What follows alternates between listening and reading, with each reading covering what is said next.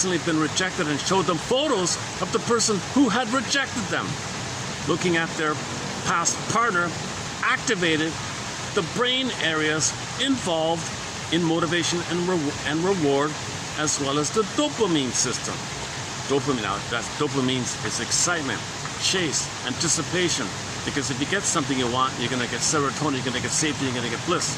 So you want to resume development. So the partner is a fantasy person that if you have them, you're going to have a secure attachment that you should have received from the mother in the past. That person's going to offer that, they can't. You're going to have your developmental process to your psychological self. You're going to have your golden ball be a part of it. You're going to develop, have an identity, have feelings. You're going to go through all that. So there's a huge dopamine, a huge chase for that hope. So dopamine for the chase, serotonin from the catch. So the dopamine is what drives you to anticipate and pursue something that you think that when you get it, you're going to feel safe. When you get your identity, and when you get your golden ball, when you get the secure attachment style that allows you to get these things, you feel safe when you have your identity. So the goal is identity. You feel safe when you're at home within. If you're at home within, you feel safe. That's the goal. You want the home within. So the pursuit, the dopamine, is that person is going to give you your home within.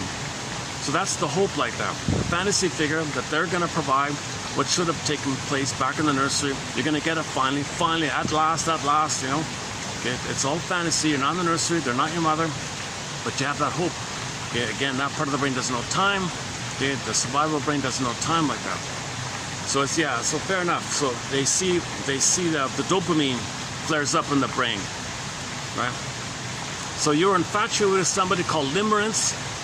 Something we talked about recently, a thing called limerence, meaning obsessive love, infatuation, puppy love, transference love, falling in love, being in love, spellbound, all this kind of madness stuff, right?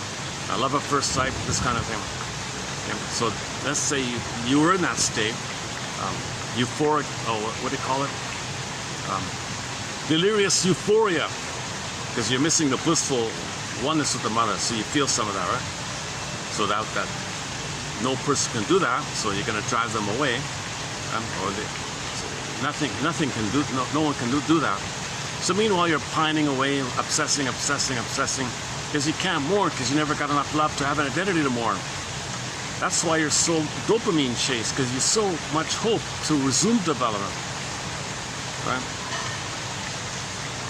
So you're doubly obsessive, because man, oh man, if that person could have resumed your development to give you your identity, then you can mourn losses.